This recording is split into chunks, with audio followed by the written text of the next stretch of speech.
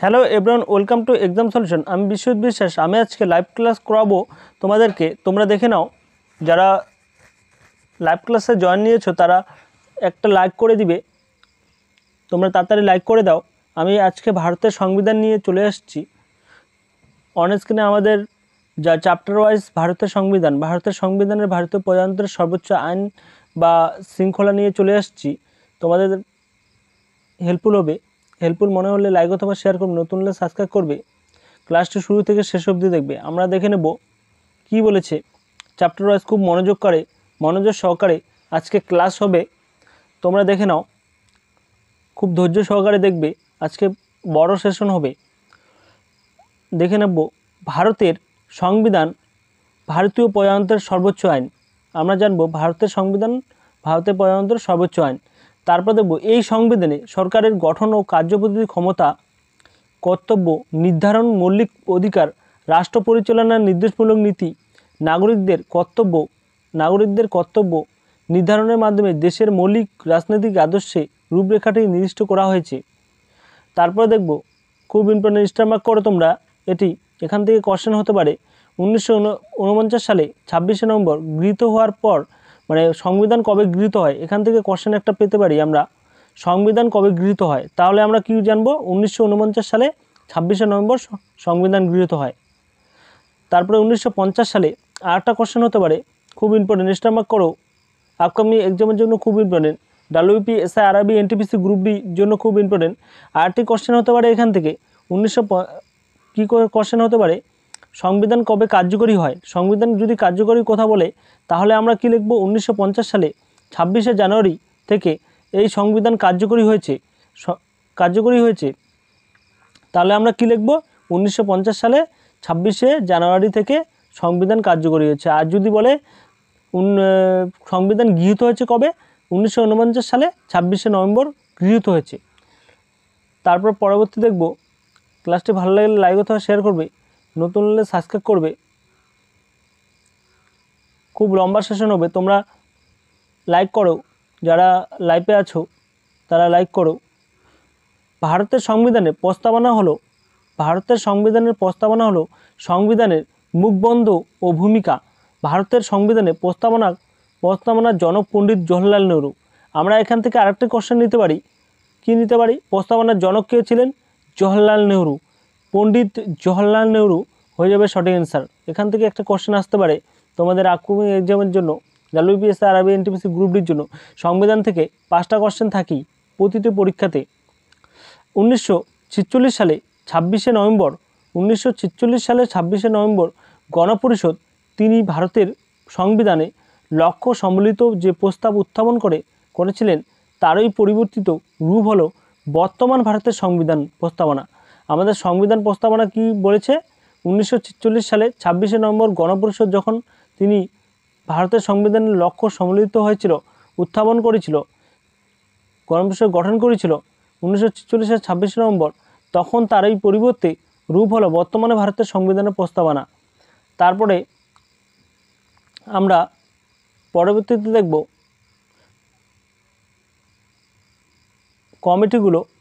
কমিটিগুলোতে কি বলেছে। 1934 সালে জাতীয় কংগ্রেস ওয়ার্কিং কমিটির বৈঠকে গণপরিষদ গঠনের সিদ্ধান্ত গ্রহণ করলো। কি গ্রহণ করলো? 1974 সালে জাতীয় কংগ্রেসের ওয়ার্কিং কমিটির বৈঠকে গণপরিষদ গঠনের সিদ্ধান্ত গ্রহণ করলো। তারপরে দেখব এখান থেকে কোশ্চেন আসতে পারে 1942 গণপরিষদ গঠনের উদ্দেশ্য কি মিশনের ভারতে এলো। কি মিশন কবে ভারতে এসেছিলেন, এখান থেকে একটি কোশ্চেন চলে আসতে পারে আপকামিং এক্সামের জন্য। কি মিশন কবে ভারতে এলো? 1942 সালে। আমরা কি লিখব? 1942 সালে। এক্সামে গিয়ে কি লিখব আমরা? 1942 সালে গণপরিষদ গঠনের উদ্দেশ্যে কি মিশন ভারতে এলো। তারপর দেখব 1946 সালে 9 ডিসেম্বর গণপরিষদ প্রথম অধিবেশন বসে। এখান থেকে একটা কোশ্চেন স্টার মার্ক করো তোমরা। গণপরিষদের প্রথম অধিবেশন কবে বসে? 1946 9 ডিসেম্বর। আমরা মনে রাখবো 1946 9 ডিসেম্বর গণপরিষদের প্রথম অধিবেশন বসে। আমরা এটা প্রথম অধিবেশন বসছে। তারপরে 207 জন, কতজন সদস্য ছিল এখান থেকে? গণপরিষদ কতজন সদস্য ছিল যদি কোশ্চেন আসে তাহলে হচ্ছে আমরা লিখব 207 জন। মনে রাখবে, বারবার করে বলে দিচ্ছি তোমাদেরকে। তারপরে দেখব 1950 24শে জানুয়ারি গণপরিষদ সর্বশেষ অধিবেশন বসে। আমরা সর্বশেষ অধিবেশনটা দেখে নিলাম কত সালে, যদি এক্সামে আসে কত সালে গণপরিষদ সর্বশেষ অধিবেশন বসেছিলেন, তুমি লিখবে 1950 সালে। যদি বলে 1950 24শে জানুয়ারি গণপরিষদের সর্বশেষ অধিবেশন বসে, এখান থেকে কোশ্চেন চলে আসতে পারে। তারপর পরবর্তী দেখব আমরা, সেশনটি লম্বা হবে, দেখে নাও। গণপরিষদ গঠন, কনস্টিটিউশন অ্যাসেম্বলি। গণপরিষদের গঠন দেখব। গণপরিষদ হলো ভারতের সংবিধান রচনার জন্য বিভিন্ন প্রদেশের নির্বাচিত প্রতিনিধিদের নিয়ে গঠিত একটি গণপরিষদ। তারপরে দেখব পরবর্তী আমরা গণপরিষদের গঠনের ইতিহাস। আমরা ইতিহাসটা জেনে নিই। গণপরিষদ প্রথম গঠনের ইতিহাস। দেশে গণপরিষদ গঠনের দাবি প্রথম তোলেন মানবেন্দ্রনাথ রায়। আমরা দেখব এখান থেকে কোশ্চেন দেখব একটি। দেশের গণপরিষদ গঠনের দাবি প্রথম তোলেন কে? মানবেন্দ্রনাথ রায়, ভারতের কমিউনিস্ট পার্টির প্রতিষ্ঠাতা। ভারতের কমিউনিস্ট পার্টির প্রতিষ্ঠাতা ছিলেন মানবেন্দ্রনাথ রায়। কত সালে? 1974 সালে। সালটাও চলে আসতে পারে। তারপর দেখব সরকারিভাবে প্রথম দাবি উঠে 1935 সালে। সরকারিভাবে দাবি উঠেছিল কবে? 1935 সালে। কংগ্রেস ওই দাবি তোলে। কে তুলেছিলেন? কংগ্রেস তোলে। তারপরে দেখব আমরা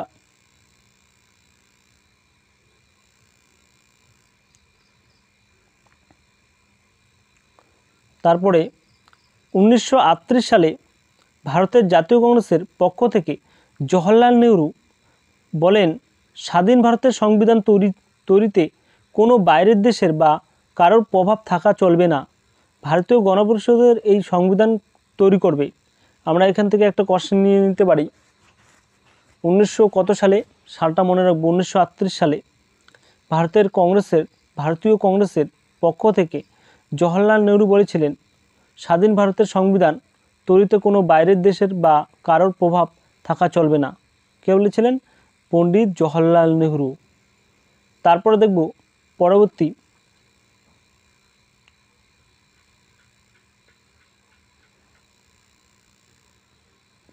হচ্ছে দেখব অবশেষে গণপরিষদ গঠনের দাবি ব্রিটিশ সরকার মেনে নেয়। কোন সরকার মেনে নেয়? ব্রিটিশ সরকার 1940 সালে, এবং এই নিয়ে একটি প্রস্তাব দেয় যা আগস্ট অফার 8ই আগস্ট নামে পরিচিত। উল্লেখ করা যায় 1942 সালে cabinet member sir Stafford Crohn's ভারতে আসেন। দ্বিতীয় বিশ্বযুদ্ধের পরে, কত বিশ্বযুদ্ধে? দ্বিতীয় বিশ্বযুদ্ধের পরে ভারতে সংবিধান গঠনের প্রস্তাব দেন। এই প্রস্তাব ভারতকে ভেঙে দুটো আলাদা দেশে ভাগ করার কথা বলা হয়, কিন্তু মুসলিম লীগ সেই প্রস্তাব খারিজ করে দেয়। কে খারিজ করে দেয়? মুসলিম লীগ।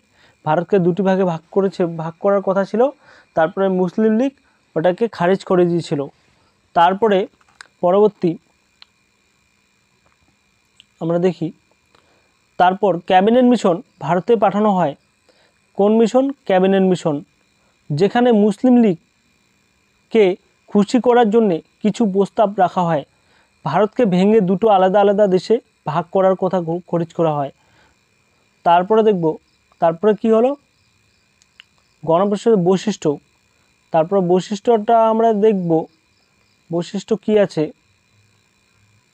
বৈশিষ্ট্য হচ্ছে গণপরিষদ প্রাথমিক সদস্য সংখ্যা হবে, গণপরিষদের প্রাথমিক সদস্য সংখ্যা হবে 389, যার মধ্যে 292 জন সদস্য। ব্রিটিশ ইন্ডিয়া যারা নির্বাচিত হবেন এবং 93 জন সদস্য। কতজন সদস্য? 93 সদস্য প্রিন্সিপাল স্টেট যাদেরকে মনোনীত করা হবে। এর থেকে নেওয়া হবে 1992টা সিট, 292টা সিট এর জন্য নির্বাচিত। 1946 সালের জুলাই আগস্ট মাসে অনুষ্ঠিত হয়েছিল। আগস্টে কংগ্রেস ও 208, মুসলিম লীগ 73টা, অন্যান্যরা 15টা সিট জিতেছিল। তারপরে পরবর্তী আমরা দেখব খুব ইম্পর্টেন্ট, মুসলিম লীগ গণপরিষদ থেকে ত্যাগ করলে সদস্য সংখ্যা হয় 299। মুসলিম লীগ সেই সময়টা গণপরিষদ থেকে ত্যাগ করেছিলেন, তারপর সদস্য সংখ্যা হয়েছিল 299। এই সদস্য সংখ্যাটা মেন ফ্যাক্টর। তোমরা দেখবে মনে রাখবে 229 জন 292 জন থেকে কমে সদস্য ভারতীয় প্রাইম মিনিস্টার যারা আগে ব্রিটিশ ইন্ডিয়া নামে পরিচিত ছিল 93 জন থেকে কমে জন সদস্য প্রিন্সিপাল স্টেট প্রতিনিধিত্ব করেন। তারপর পরবর্তী দেখব খসড়া কমিটি। আমি একবারই পড়িয়ে দিচ্ছি। খসড়া কমিটি লাইভে যেহেতু আছি আমি একবারই করিয়ে দিচ্ছি, তোমরা ক্লাসটি শেয়ার করো বন্ধুদের মাঝে আর সাবস্ক্রাইব করো নতুন হলে। সংবিধানের একটি নমুনা বা খসড়া প্রস্তুত করার উদ্দেশ্যে কমিটি গঠন করা হয়। খসড়া কমিটির হাতে সংবিধানের চূড়ান্ত রূপ দেওয়ার দায়িত্ব অর্পণ করা হয়। কবে গঠিত হয়? আমরা গঠিত দ্বারা দেখব 1947 সালে 29শে আগস্ট ডক্টর বি.আর. আম্বেদকরের নেতৃত্বে খসড়া কমিটি গঠিত হয়।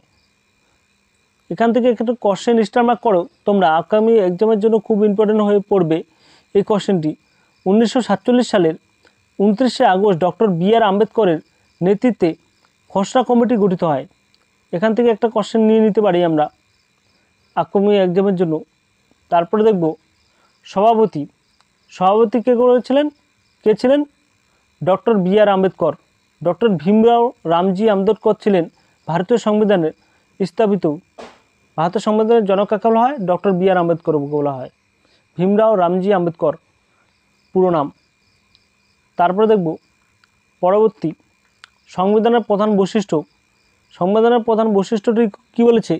বিশ্বের সর্ববৃহৎ লিখিত জটিল সংবিধান রচনা করার সময়ে সংবিধানের 395টি ধারা এবং 8টি তফসিল ছিল, কিন্তু বর্তমানে সংবিধানের 450টিরও বেশি ধারা, আর্টিকেল এবং 12টি তফসিল 22টি অংশ পাঠে রয়েছে। তারপর পরবর্তী দেখব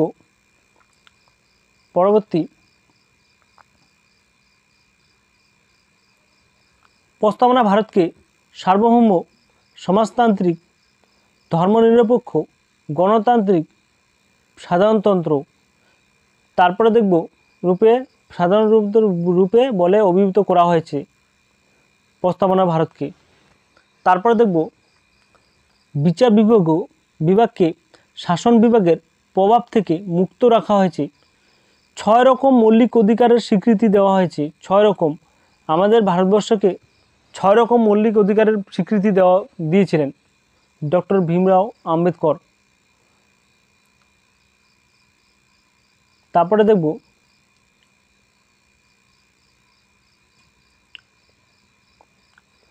প্রস্তাবনার ভারতকে সার্বভৌম, সমাজতান্ত্রিক, ধর্মনিরপেক্ষ, গণতান্ত্রিক, সাধারণতন্ত্র বলে অভিহিত করা হয়েছে। বিচার বিভাগকে শাসন বিভাগের প্রস্তাব থেকে মুক্ত রাখা হয়েছে। তারপর দেখব 6 রকম মৌলিক অধিকারের স্বীকৃতি দেওয়া হয়েছে। আমরা 6 রকম মৌলিক অধিকার আজকে জানবো, খুব ইম্পর্টেন্ট, স্টার মার্ক করো। কয় ধরনের মৌলিক অধিকার? 6 রকমের আমরা আজকে জানবো। রাষ্ট্র পরিচালনার নির্দেশমূলক নীতিগুলি বর্ণিত হয়েছে। রাষ্ট্র পরিচালনার নীতিগুলি বর্ণিত হয়েছে। তারপরে দেখব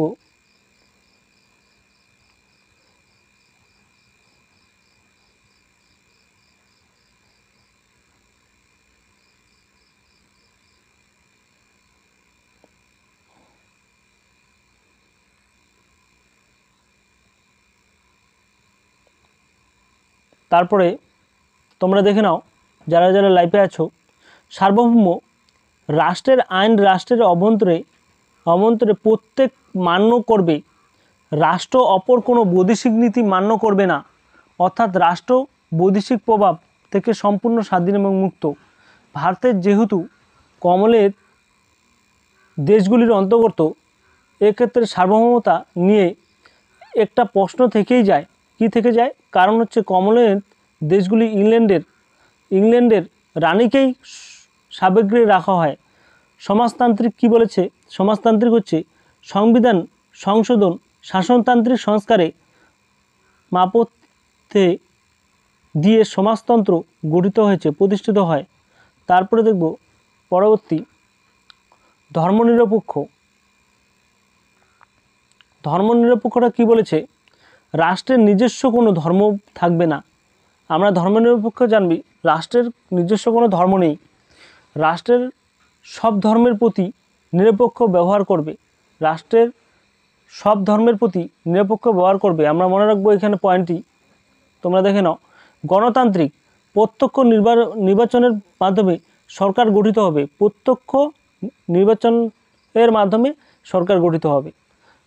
তারপর দেখব সাধারণতন্ত্র, প্রজাতান্ত্রিক, ভারতে রাজা বা রাজতন্ত্রের কোনো স্থান নাই, রাজা বা রাজতন্ত্রের কোনো স্থান নেই।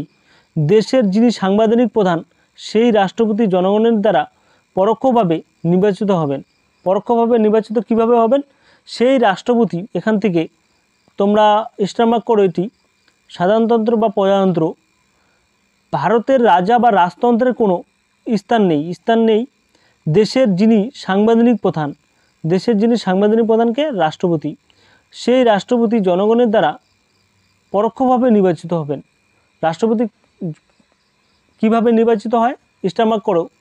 এখান থেকে কোশ্চেন আসতে পারে আপকামিং এক্সামের জন্য, WPSC আরবি এনটিপিসি গ্রুপ ডির জন্য।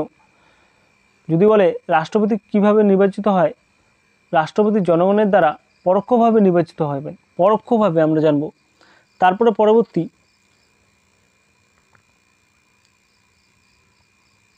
পরবর্তী কি বলেছে? যুক্তরাষ্ট্র একটি কেন্দ্রীয় সরকারের সাথে সাথে কিছু প্রাদেশিক সরকার থাকে, এই ব্যবস্থাকে যুক্তরাষ্ট্রীয় ব্যবস্থা বলে। এক্ষেত্রে কেন্দ্র ও রাজ্য উভয়ই নিজ নিজ গণ্ডির মধ্য দিয়ে থেকে সংবিধানের অনুযায়ী শাসনকার্য পরিচালনা করেন।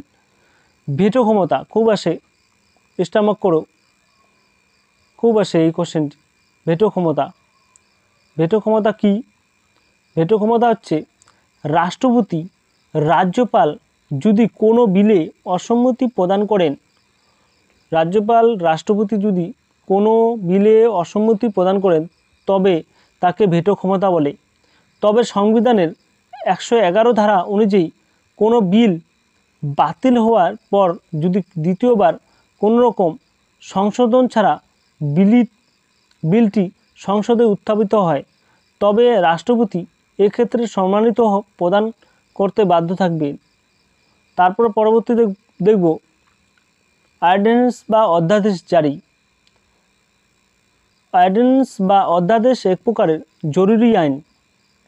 পার্লামেন্টের অধিবেশনে বন্ধ থাকাকালীন রাষ্ট্রপতি এই আইন জারি করতে পারেন। সংবিধানের 123 ধারা অনুযায়ী রাজ্যের ক্ষেত্রে সংবিধানের 213 ধারা অনুযায়ী রাজ্যপাল অধ্যাদেশ জারি করতে পারেন। এখান থেকে কোশ্চেন আসতে পারে 213 ধারা বলে রাজ্যপাল অধ্যাদেশ জারি করতে পারে। তারপরে পরবর্তী কোশ্চেন আমরা কোশ্চেনে চলে যাব। আমরা কোশ্চেন দেখব, খুব হেল্পফুল। আমি রাষ্ট্রবিজ্ঞানের চ্যাপ্টারটি খুব হেল্পফুল করে দিলাম, তোমরা দেখে নিবে। কোন দেশের লিখিত সংবিধান নেই? ক্লাসটি ভালো লাগলে লাইক অথবা শেয়ার করবে। আমরা কোন দেশের লিখিত সংবিধান নেই? লিখিত সংবিধান নেই, খুব ইম্পর্টেন্ট, স্টারমার্ক করো। এটি আগামী এক্সামের জন্য খুব ইম্পর্টেন্ট, WPSI RRB এনটিপিসির জন্য খুব ইম্পর্টেন্ট। সবগুলি হবে ইংল্যান্ড, ইসরায়েল, নিউজিল্যান্ড, সৌদি আরব, কানাডা, উত্তর আয়ারল্যান্ড, এগুলো হবে লিখিত সংবিধান নেই। তারপর পরবর্তী কোশ্চেনটি দেখব, আজ পর্যন্ত কতবার সংবিধানের প্রস্তাবনা অংশটি সংশোধন হয়েছে? স্টারমার্ক করো। আজ পর্যন্ত কতবার? 2 নম্বরে অপশন হচ্ছে অপশন ডি হয়ে যাবে সঠিক অ্যান্সার। এখান থেকে কোশ্চেন পেয়ে দিলাম, একবারও নয় হয়ে যাবে সঠিক অ্যান্সার, অপশন ডি। একবারও নয়, 1976 সালে 42তম সংশোধনীতে। তারপরে দেখব 3 নম্বর কোশ্চেন কি বলেছে? 3 নম্বর কোশ্চেনটি বলেছে ভারতীয় রাজনীতি মূল শক্তির উৎস কী? রাজনীতির মূল শক্তির উৎস হচ্ছে রাজনৈতিক দল, না রাষ্ট্রপতি, না সাধারণ ভোটার, না সুপ্রিম কোর্ট। আমরা 3 নম্বরের সঠিক অ্যান্সার দেখব। অপশন সি হয়ে যাবে সঠিক অ্যান্সার, সাধারণ ভোটার। তোমরা কমেন্টে অ্যান্সার করো, লাইভ চ্যাটে অ্যান্সার করো তোমরা, আমি করে দিচ্ছি। সাধারণ ভোটার হবে সঠিক অ্যান্সার। তারপরে দেখব পরবর্তী, তোমরা অ্যান্সার করো। সুপ্রিম কোর্ট কোন মামলায় প্রস্তাবনাকে সংবিধানের অবিচ্ছেদ্য অংশ বলে ঘোষণা করেছিলেন? দেখি লাইভ চ্যাটে কে অ্যান্সার দিতে পারে। বেরুবারি মামলা, না গোলকনাথ মামলা, না কেশবানন্দ বা ভারতীয় ভিএস কেরলা মামলা, না মিনার্ভা মিলার্স মামলা? আমরা 4 নম্বরের কোশ্চেনে দেখব। আমরা এটি হোমওয়ার্ক করব, তোমরা হোমওয়ার্ক কমেন্টে অ্যান্সার করবে। হোমওয়ার্ক থাকলো তোমাদের সবাইকে কমেন্টে অ্যান্সার দিতে হবে, হোমওয়ার্ক থাকলো এটি। তারপরে 5 নম্বর কোশ্চেন,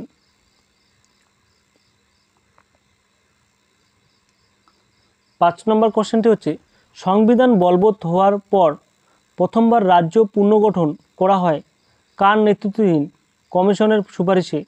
আমরা 5 নম্বরের সঠিক অ্যান্সার দেখব। অপশন বি হয়ে যাবে সঠিক অ্যান্সার, ফজল আলী হবে সঠিক অ্যান্সার। তারপরে দেখব পরবর্তী কোশ্চেন 6 নম্বরে, গণপরিষদের প্রথম অধিবেশন কবে বসেছিল? স্টার মার্ক করো। প্রথম অধিবেশন একটু আগে পড়িয়ে দিলাম তোমাদেরকে, 9 ডিসেম্বর 1946 সালে। 9 ডিসেম্বর 1946 সালে। তারপরে দেখব পরবর্তী কোশ্চেন 7 নম্বর কোশ্চেন, ভারতীয় পার্লামেন্ট কী নিয়ে গঠিত? স্টার মার্ক করো। আমাদের ভারতীয় পার্লামেন্ট কী নিয়ে গঠিত? লোকসভা, রাজ্যসভা, না লোকসভা রাষ্ট্রপতি? আমরা 7 নম্বরের সঠিক অ্যান্সার দেখব। অপশন ডি হয়ে যাবে সঠিক অ্যান্সার, লোকসভা, রাষ্ট্রপতিকে নিয়ে। তোমরা কমেন্টে অ্যান্সার করো, লোকসভা, রাষ্ট্রপতিকে নিয়ে ভারতের পার্লামেন্ট গঠিত হয়। তারপরে পরবর্তী কোশ্চেন দেখব 8 নম্বরের কোশ্চেন, সংবিধান বলবৎ করায় দায়িত্ব কার উপর ন্যস্ত আছে? সংবিধান বলবৎ যদি করি কার উপর ন্যস্ত থাকবে? রাষ্ট্রপতি, পার্লামেন্ট, না সুপ্রিম কোর্ট, না এগুলো সবকটি? আমরা এখানে দেখব এগুলো সবকটি হবে না, সুপ্রিম কোর্ট হয়ে যাবে সঠিক অ্যান্সার। অপশন সি হয়ে যাবে সঠিক অ্যান্সার 8-এর। তারপরে হবে পরবর্তী, লাইভ চ্যাটে অ্যান্সার করো তোমরা, তাড়াতাড়ি অ্যান্সার করো, লাইক অথবা শেয়ার করে দাও। যারা লাইক করো নি তারা শেয়ার অথবা লাইক করে দিবে বন্ধুদের মাঝে, বন্ধুরা উপকৃত হবে, ক্লাসটা যেন পায়। গণপরিষদের সহসভাপতি কে ছিলেন? স্টার মার্ক করো। গণপরিষদের সহসভাপতি কে ছিলেন? 9-এর ডি, অপশন ডি হবে সঠিক অ্যান্সার, সচ্চিদানন্দ সিনহা হবে সঠিক অ্যান্সার। তোমরা কি দিয়েছো দেখি অ্যান্সার। ক্লাসটি ভালো লাগলে লাইক অথবা শেয়ার করবে, নতুন হলে সাবস্ক্রাইব করবে। 10 নম্বর লাস্ট কোশ্চেন, গণপরিষদের খসড়া কমিটি চেয়ারম্যান কে ছিলেন? গণপরিষদের যে খসড়া কমিটির চেয়ারম্যান কে ছিলেন? স্টার মার্ক করো। বি.এন. রাও, এস.সি. মুখার্জি, জওহরলাল নেহরু, না বি.আর. আম্বেদকর? আমরা সঠিক অ্যান্সার দেব। গণপরিষদের খসড়া কমিটি পেশ করেছিলেন তো 10 নম্বরে হবে অপশন ডি, বি.আর. আম্বেদকর হয়ে যাবে সঠিক অ্যান্সার, অপশন বি। ক্লাসটি ভালো লাগলে লাইক অথবা শেয়ার করবেন, নতুন হলে সাবস্ক্রাইব করবে। Thank you watching the video ready to fight for competitive exam. ভালো থাকো, সুস্থ থাকো সবাই পরিবারকে নিয়ে। Thank you watching the video.